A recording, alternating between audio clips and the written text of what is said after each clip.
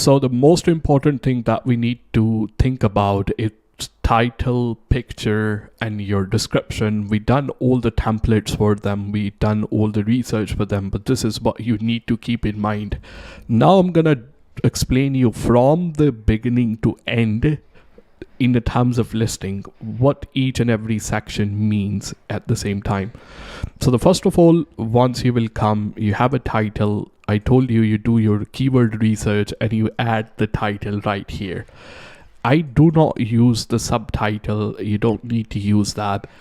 And the custom label is something that is not visible to the buyer. It is something which is for your own quick recognition. So if you need to, I don't know, add anything, let's say you are selling cable. So then you will just add cable. I normally just leave it empty. It doesn't really matter. You don't need to worry about that. The category, it will be something, depending on whatever you are selling, you will actually have to find the suitable category right here. If you don't know the category, and let's say if your category is a watch, you will type watch and it will find the category for you. If it's a charging cable, you will just type a cable and it will find the category for you. Otherwise, whatever the suitable category is nearest to your product, you will select that particular category right here. Make sure that category is actually valid. The other thing we will be talking about is creating a variation. Variations is something which is not really supported in all categories. So I will create a separate video where I will talk about how you can create a variation. So variation is mean, let's say you are selling a t-shirt, and in a t-shirt you have a different colors, let's say red, yellow, blue, white, whatever. So I will add another video where I will talk about the variation for the video as well. This next one, the other one comes is a second category. You don't need to add a second category. One is more than enough. And then comes the shop category. Shop category, if you have the eBay shop, then this one will be visible. Otherwise, it doesn't matter. It's just for your own organization. I just normally leave it on other, and that's it. EAN number is actually a barcode of the product. So let me give you one example right here. A lot of products have that EAN number and some products don't. So for example, this is a book and you see that barcode right here. Underneath that barcode, there will be a number, normally start with 5. Maybe can start with another digit. This is called EAN number. If your product have it, you just simply write there in the EAN section. Otherwise, what you need to do, I will leave another generic EAN number, because a lot of people, what they do is just write do not apply and then everything falls into do not apply category. And that's the way it's not really helpful for the algorithm. So I will leave you some generic EAN number that you will be able to download the file of them and use those number. Those will be really useful in the terms of getting more sale. Condition is just simple. Whatever the condition of your item is, normally new. In the terms of picture, as I recommended, that you need to add minimum 6 pictures. 8 are ideal. You need to add the pictures right here. Now we come on to item specification section. In an item specification section, what you need to really keep an eye on is this plus sign right here, because as soon as I'm gonna start filling these one, and that will be obviously depending on what you are selling, then this circle will start to become blue. When it turn all the blue all the way, that's where you need to stop. Or if you need to provide more details, then you keep on doing it, but minimum that circle has to become blue. So which means the chances of your product showing up in a search or on the first page is a lot higher. So then whatever the relevant information is, I'm just gonna keep on filling that information depending on that really depends on your product, and the category and everything will be different. So you select whatever is applicable in your case. So now we need to see, you see, as soon as I start filling up, these things is turning more blue and blue. We need to make it fully blue. in order to really really kind of like give us more opportunity inside the search. Does not apply in MPN, and we will let's see where that is now. Just a little bit, we're gonna fill up a couple of more things, might be able to turn it fully blue. Right there, you see that become fully blue now, so it means that chances of my product showing up in a search are a lot higher. So you keep on filling this item specification section until that circle become blue. You need to provide maximum information to eBay algorithm in order for your listing to have a higher chance of showing up in a search. Now in the terms of item description, what you normally is like use a template. I show you the way to use a template. And in the terms of writing a description right here, you remember we done our keyword research for the title. Whatever the keyword you have seen, by using that keyword, you need to describe your item. So, I mean, it doesn't have to be, it's more about title, but whatever is suitable description for your item, try to include those keywords right there. So for example, if in example where we talked about the title and we said for iPhone or for Apple iPhone was the keyword. So what we can type right here that this where it's gone, that this cable is for Apple iPhone. Don't just add all the keywords. We need to make like a line out of it, the sentence which really makes sense to the people who are using it. But at the same time, we try to use those keywords for the SEO purpose as well, which really help us. All the other information will be filled, the payment, return, about, for the company that you can change as well. I normally list my item in the terms of fixed price. I don't do auction, and I don't really suggest you do auctions as well. It's not, if you're especially selling a brand new product, it doesn't really make any sense to run the auctions as well. In the terms of price, you add whatever the price that you want to sell on. The VAT is something we already have explained, that if you are not selling over 85,000 worth of stock within last 35 days, the last 365 days, then you don't charge VAT. So you leave this one empty as well. Quantity of the item is, it's really like, you know, whatever the quantity is, 1, 2, 3, 4, whatever you want to add right here. And then the other thing is the payment option is normally already on an eBay managed payment. That is going to go on an eBay managed payment. In a terms of returns option, what we need to understand, either we are a private seller or we are a business seller, the customer, he have a eBay money back guarantee, so they can always return the item anyway. So I don't do 14 days. I know they normally gonna get 30 days anyway under the money back guarantee, so I just use 30 days.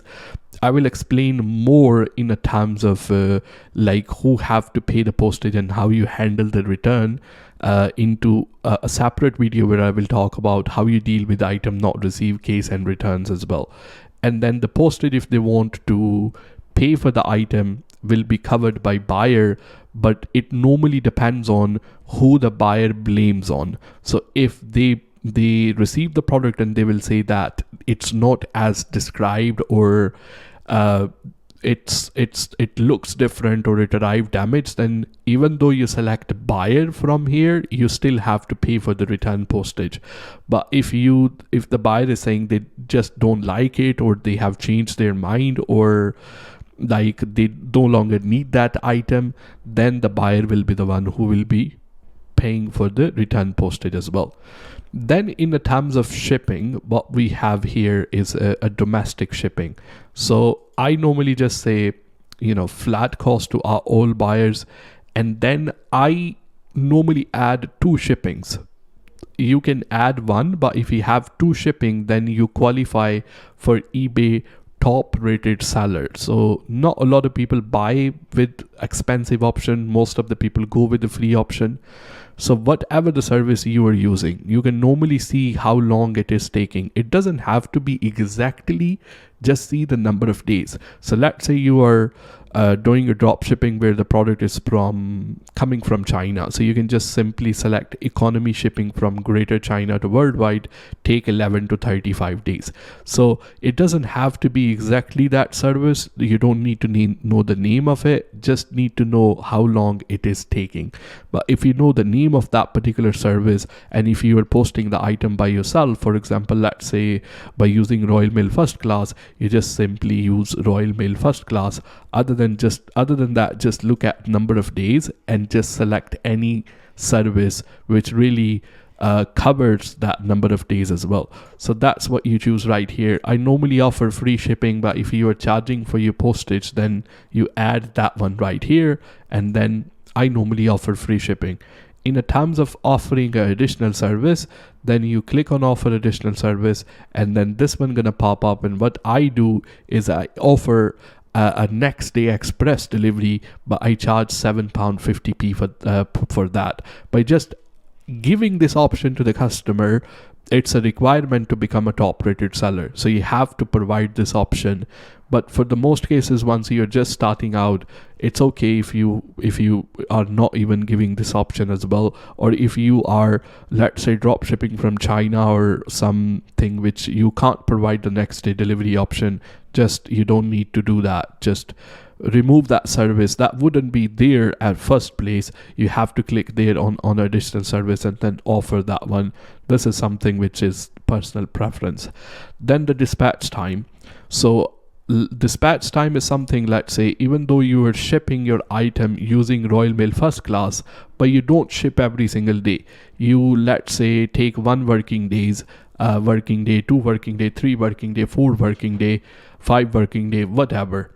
So you add that. If I normally process all the order on the same working day, we will just ship same working day as well. Sell internationally with global shipping program. If you offer international shipping, which I normally don't, it's just a lot of headache in my opinion. If you offer, then sell it through global shipping program, which I will explain. The global shipping program is just simply that rather than you ship the item directly to the customer, you ship it to eBay fulfillment center. Once you receive the order, you won't receive the address of your international buyer. You will receive the address of eBay local fulfillment center. You will ship the order to local eBay fulfillment center, and then they will ship it to the customer for you. So you don't have to deal with the customs, you don't have to deal with any of stuff. So that's why I recommend, if you want to sell internationally, just check this option that you are selling internationally using eBay global shipping program. So that will be really better. Normally, in the terms of adding the dimension for it, you don't need to fill this one, you don't need to know exact dimension. That's like absolutely fine. It doesn't really matter in the terms of like adding a dimension. And then in the terms of adding the weight, that doesn't matter. It's not compulsory to add the weight as well. So you just leave that one empty. You don't need to fill these things. Then on the top of that, the next here you will put your item location, and you will just put your postcode, and that one just gonna pop up. And then we have the eBay promotion option right here. So you can normally promote your listing, so you will get higher chances of showing up in a search. Normally eBay suggests a really higher ad rate. They will just 45 or whatever. I will just start with 1% by promoting your listing, and then if the sale is not coming, and then if you have the a margin, do 2% and see if the number of users increasing, then do 3%, and then you just experiment with it, starting with the lower price, and this is the way to go. But keep in mind, this is not free. You will have to pay for it. So the higher you go, if I promote my listing and pay eBay to promote my listing, then when my item will sell, eBay will charge extra 0. It's 2 pence per if I promote by 1%. So let's say if I promote by 50%, depending on the rate of the item, eBay is charging more money at the same time as well. And then in the terms of doing multi-buy discount, this is something which I highly recommend, and you will understand in the terms of postage as well, especially when you are selling an item which is let's say this sellotape right here. I'm just giving you one example. So it will cost me same money to actually post this item, one of this item, or even two of this item, or three of this item. This will go in a small parcel. So if I need to send more than once, then it's gonna cost me same money as well. So by giving a discount, like something like let's say we offer a multi-buy discount, and we tell buyer that if you buy 2 you will save 5%, if you will buy 3 you will save 10%, because the postage cost is higher. You gonna send those item together, and buyer will think that they are getting a discount, but in the terms of you are giving them a discount, but at the same time you're paying the same money for the postage, and you're getting paid for 2 items as well. So I recommend, if you're selling an item which is something like that, you give a multi-buy discount. This is really, really useful. And once you are done with it, just click on list the item, and that's all about listing the item as well. But the main thing is doing the research for your title, doing the pictures the way I send it to you, doing your item specification section until this one turn blue, and then using a template inside your eBay description is really, really helpful. These things, you have to really pay close attention to them.